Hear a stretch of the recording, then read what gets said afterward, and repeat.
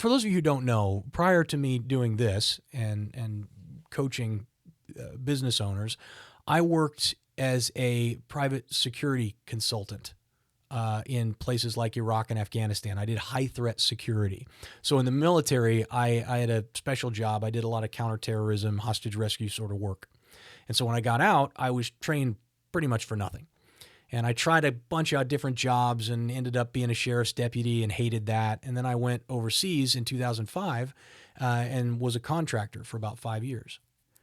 And during one of my deployments over there, I was stationed in northern Iraq in the city of Erbil. And Erbil is a Kurdish-controlled area of Iraq. And in Kurdistan, people are relatively free. They're not entirely free, but they're much more interested in democratic rule. There's much less violence there, and the Kurdish people love Americans. And so while there were all kinds of problems in southern Iraq during that period, in northern Iraq, in Kurdistan, it was relatively safe. And they were setting up free elections, and the government had brought in a bunch of election specialists to work with the local governors and the local election people to make sure that they had a, quote, free and fair election. Our job was to protect the people who were there teaching the Iraqis, the Kurds, how to create a free election. And so I would drive them around a lot.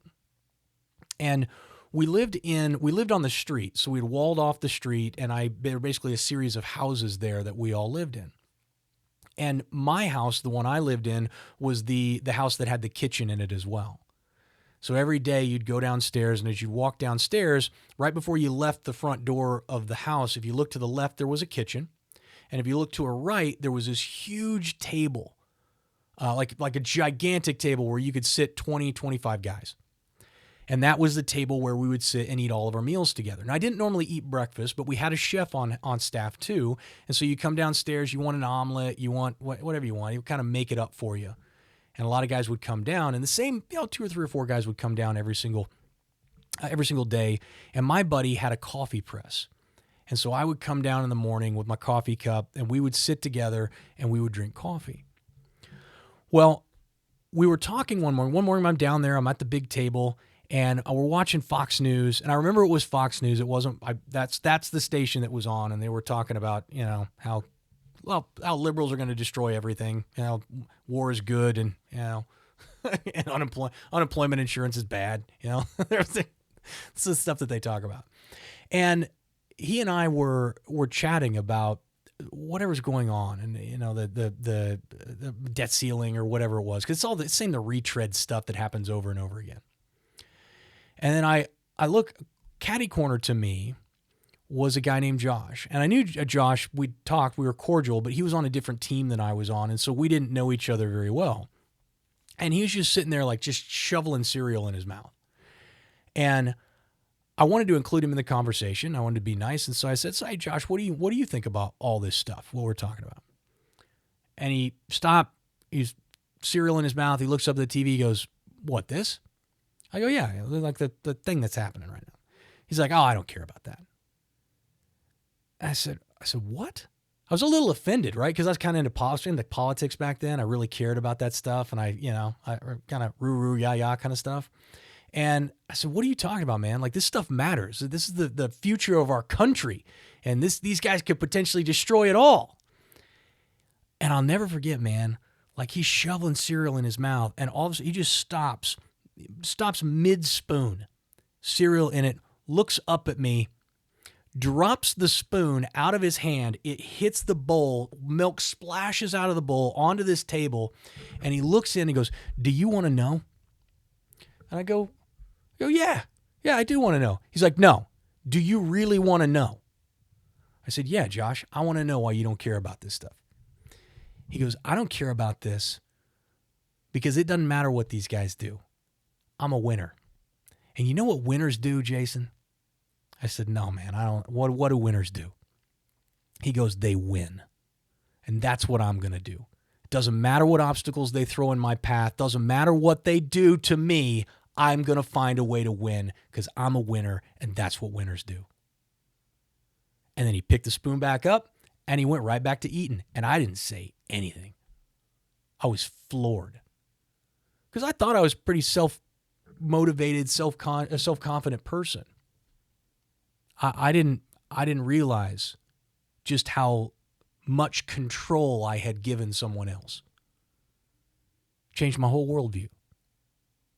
Every bit of it. And it turns out, I found out later that Josh is a real successful guy. He worked overseas not because he needed to, but because he wanted to, which is an odd thing. He was a single guy, lived in California, owned a couple of custom body shops that worked on really nice cars. Had a little marijuana business going in the back before you could do that, before that was legal. And he would work on the cars.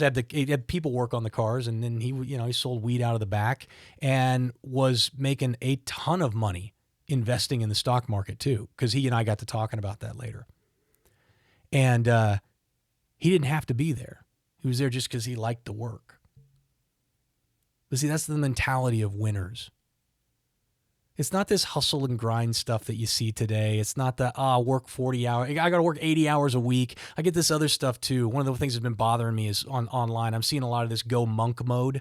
Just disappear for 6 months. And this is the problem when you got a bunch of 20-year-olds who have no responsibility and no life experience who start telling other people how to get rich. Okay? Because that's great advice if you're 23 years old and you're used to partying Friday, Saturday, Sunday, and then a couple of nights during the week. Yeah, you go monk mode, dude. But half the people who listen to this show got kids. I started in business when I was 30 years old. I think that's right. It was around right 30, 31 years old. I had 3 kids. There's no monk mode for me. I don't get to just disappear and not show up for 6 months and focus on me. I got stuff I got responsibilities. I got to make this work, because if I don't, my kids don't eat. See, that's something that a lot of these gurus online don't get. That's why I'm telling you, start now. Every single one of you has not started your business yet. You have not started that little solo career. You guys have time. You have a paycheck. You have stuff to work on. You have a chance to build some real freedom and opportunity for yourself. Income, mobility, opportunity that you create, and the acceptance of risk. That's what you got to do.